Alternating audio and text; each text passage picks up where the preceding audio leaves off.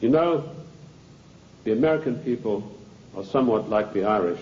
I'm sure you've heard the story of the Irishman who got shipwrecked, and after many days he was washed up on an island, and as he staggered along the beach, some people came out of the trees waving spears, and he said to them, "Is there a government here?" And they said, "Yes." He said, "Well, then I'm against it." He began with Adam Smith and the British East India Company. Now, who is the British East India Company? They played a massive role in the history of the United States of America. Only you are not taught this in your schools or in your universities, but you need to know.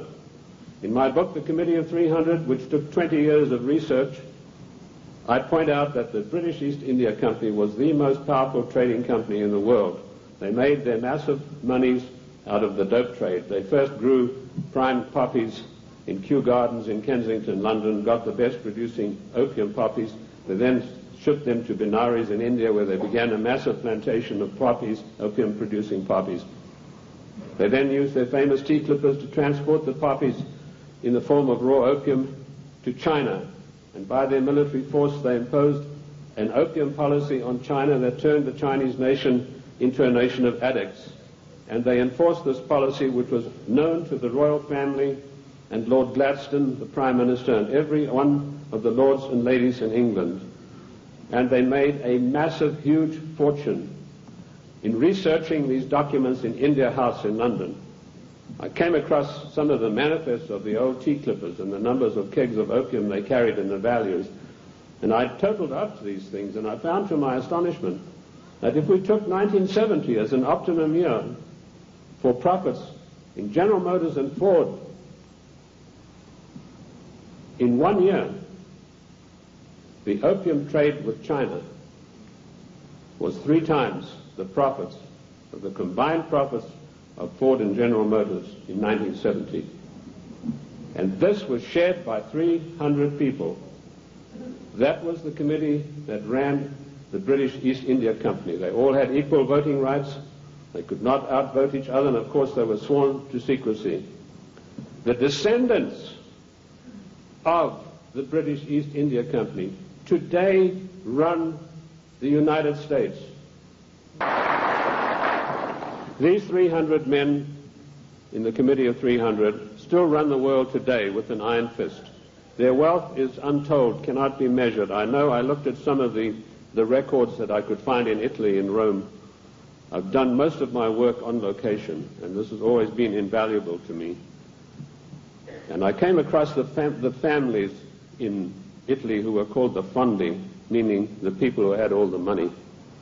They were all members of the Committee of 300, the Lucatis, the Recanatis, the Volpi du Miseratis. These people are so wealthy that they would make David Rockefeller look like a piker. The format that I want to use this morning is the type of questions that are most often asked of me. I've spoken to hundreds of thousands of people across the United States and worldwide, and I've been on many, many radio shows, and these type of questions, we note them, and this is what comes up most of all. Who and what is the Committee of 300? Well, I've dealt with that. I've told you this is a supranational body that knows no boundaries, respects the laws of no countries. The first time that they were publicly announced was by a German socialist by the name of Walter Rathenau. Now, I'll give you some background of Walter Rathenau. He was the financial advisor to the Kaiser of Germany, and he was also the financial advisor to the Rothschilds, the French family Rothschild. So he must have known what he's talking about. He made an astonishing statement in 1934. He said, there is a committee of 300 men that rule the world. They are known only to each other, and nothing happens without their consent. When former head of state Mikhail Gorbachev visited the United States a few years ago, flanked by George Bush and Quayle, he opened his Gorbachev Foundation in the United States. And he let slip, he said, this is being done with approval of the Committee of 300. CNN cameras were on him. They immediately switched. Now, I wrote to CNN and I said, could I have a transcript of this program? which they said was available. I never got a reply. I followed it up with letter after letter, but nothing ever came of it. The point I'm trying to make, ladies and gentlemen, is that the federal government, the secret upper-level parallel government that runs the United States, does not want you to know that you have an upper-level parallel government that calls the shots, that dictates what is going to happen to your life and mine.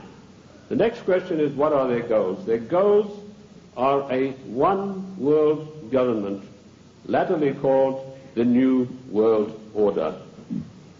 The one-world government began with King George III.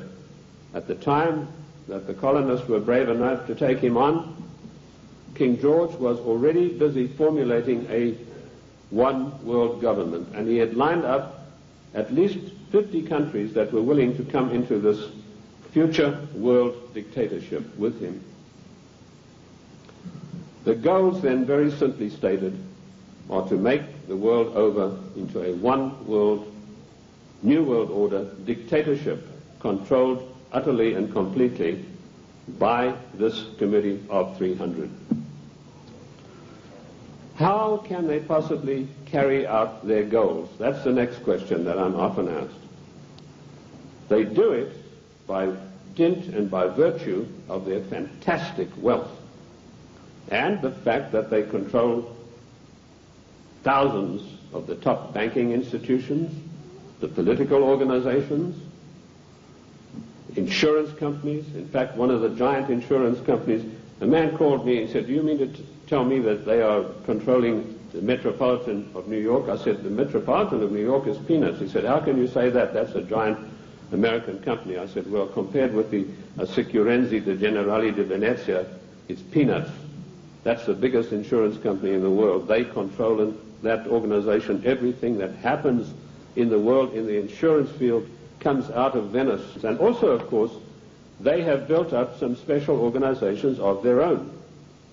When I first started writing in America, when I came here in 1969, I revealed the existence of an organization called the Royal Institute for International Affairs, which is located at Chatham House in 10 St. James Square in London.